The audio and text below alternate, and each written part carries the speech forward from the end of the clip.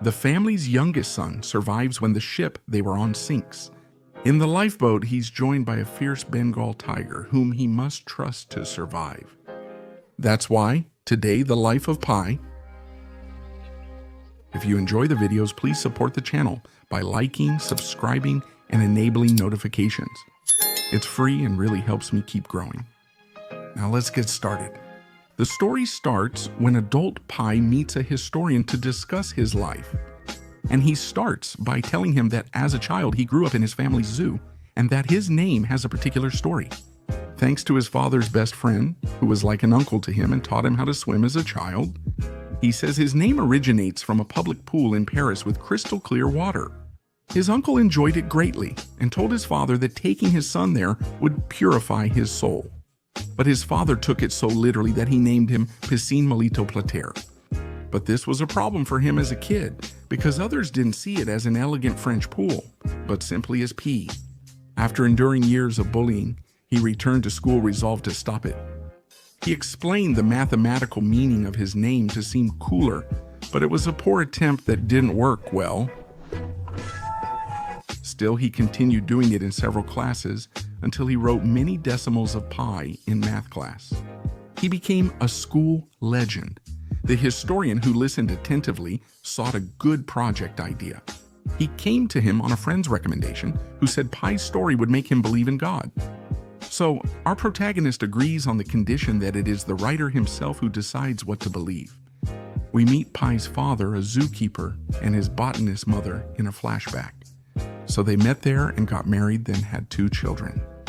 P informs the historian that he practices 3 religions: Hinduism, learned from his mother; Christianity, discovered at age 12, and through which he learned about Christ's love; and Islam, which he discovered by chance in a mosque, where he was introduced to Allah. Although his parents and his older brother were a bit skeptical about having multiple beliefs, they supported him when he said he wanted to be baptized. One day, Pi and his brother snuck out to see the new Bengal Tiger at the zoo named Richard Parker. But his brother left after seeing him while Pi remained to feed him. Just as the tiger approaches, the boy's father appears to scold him, as the animal could have devoured his arm. So, the father decides to teach them a lesson by showing how the tiger attacks a goat and takes it as its prey, to show them that the animal will never be their friend because of its nature. As the years went by, Pi lost the charm of life because of what he saw that day. He met Anandi, fell for her instantly, and they started dating. On one date, he introduced her to Richard Parker. Soon after, his father, troubled by money issues, declares at dinner he'll sell the zoo animals in North America. And they will move to Canada for work, so Pi and his girlfriend say a sad goodbye. So the journey by ship begins.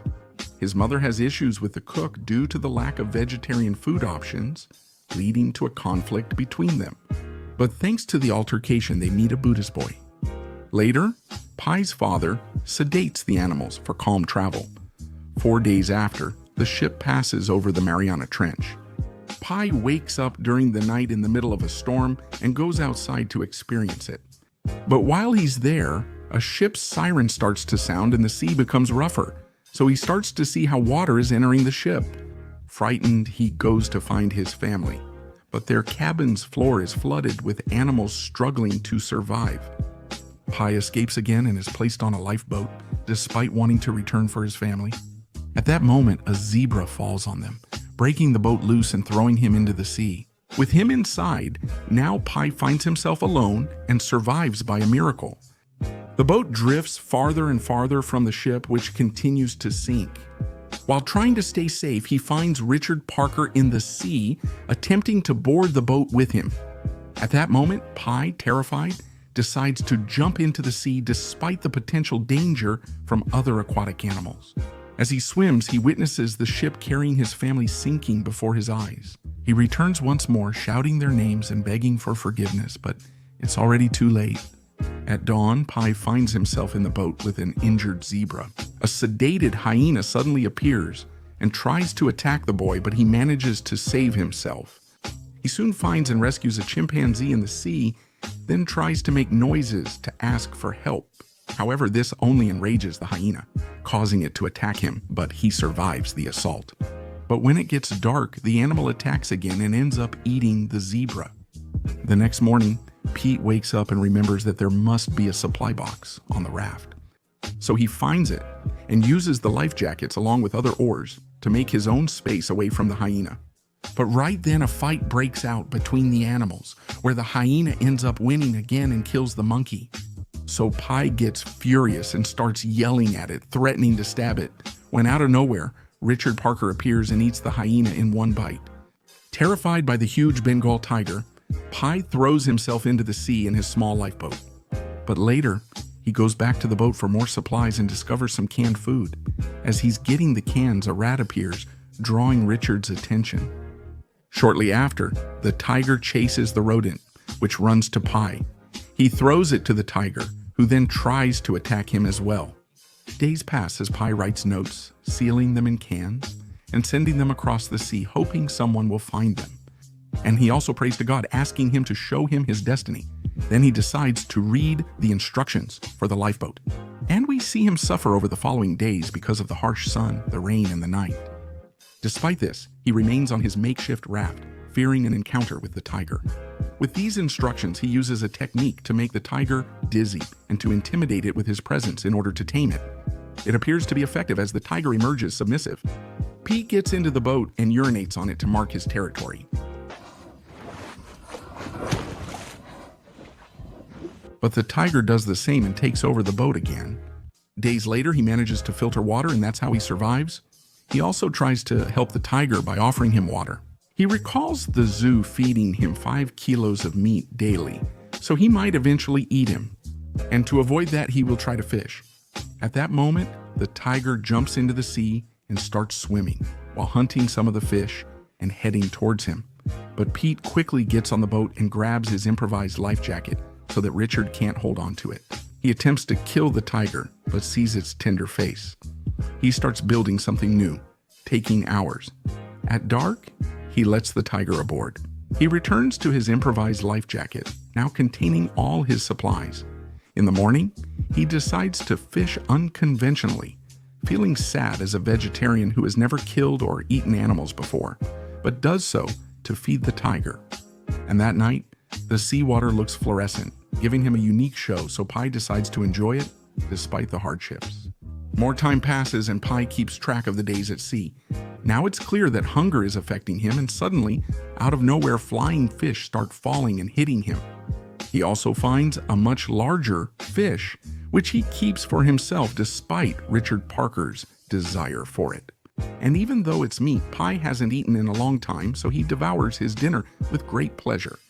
He decides to train the tiger to avoid risking his life, and does it well from the start. So he manages to create a space to have a bit of shade, and little by little he starts to enjoy Richard's company. That's when he understands that they're both orphans, because they were raised by the same man, and that the fear he feels keeps him alert. And that's what kept him alive. One day, dolphins appear and a boat is seen in the distance. Pi uses the emergency flares, but hours pass and the boat sails away without any sign of rescue.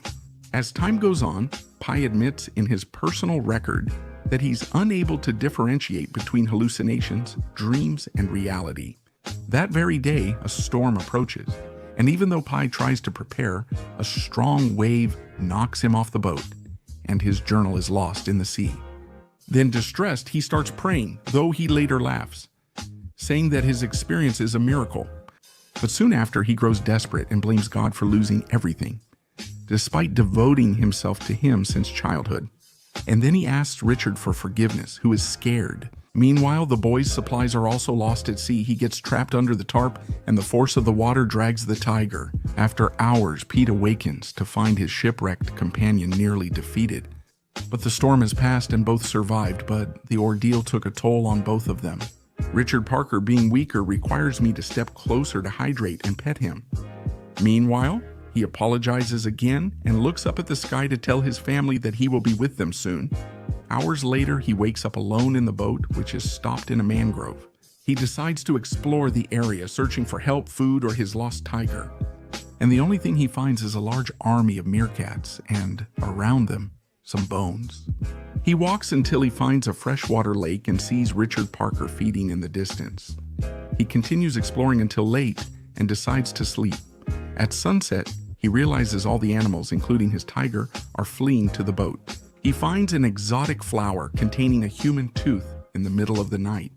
And it turns out that he's on a carnivorous island that seems friendly during the day, but at night it seeks to devour flesh. And that's why all the animals ran away. So he decides to leave and tries to return to the real world again. So he eats all the seaweed he can, drinks potable water, and hunts a lot of meerkats to feed Richard. After a few days, they reach the Mexican coast. However, P was already extremely weak and collapses on the sand. Richard Parker exits the boat, stretches, and walks along the beach. The tiger stops at the jungle's edge, and Pete watches, hoping his shipwrecked companion would turn and bid farewell with a growl. But this doesn't happen, and Richard Parker departs without a farewell. Soon after, a group of men rescue him, while Pete cries with emotion for having reached land, but also with sadness because Richard Parker abandoned him in such an indifferent way. Despite others' doubts, Pete felt a deep bond with the Bengal tiger that surpassed their shared experiences. He expresses pain over not saying goodbye to his father and the tiger, as the tiger helped him survive. He states he was the ship's sole survivor and that the Japanese sought to interrogate him but never believed his story, prompting the boy to tell a more credible one. In this story, there are 4 survivors, among whom is the cook who ate a rat, even though there was enough food for everyone. The other was a Buddhist sailor who broke his leg in the fall, and since his wound got infected, the cook killed him so he wouldn't suffer anymore. Meanwhile, Pai and his mother, the other 2 survivors, held him. Then, the cook used the Buddhist's body as bait for fishing and ended up just like the rat. But after 7 days, the cook died because of him. The man hit him, and his mother started defending him. And while Pai was taking shelter in the boat, the cook killed her and threw her body so the sharks would eat his mother. Pai did the same to the cook, leaving him alone in the boat. The Japanese then stopped questioning and left. When he hears this, the historian realizes that the story Pai made up is the same as what really happened. The hyena is the cook, the zebra the Buddhist boy, the orangutan his mother, and Pai is Richard Parker. Pai then tells the writer that the ship always sinks, his family drowns, and he suffers in both stories. So they ask him which one he prefers, and the historian chooses the one with the tiger. That's how God wanted it. Then the writer tells him that his friend was right, because this story makes him believe in God. In the conversation, Pai allows the man to write his story and introduces him to his family. Richard Parker is seen again at the jungle's edge, not turning back or bidding farewell. This was Life of Pai. Don't forget to comment on which movie you'd like me to summarize, give it a like, subscribe, and turn on the notification bell so you don't miss the next videos.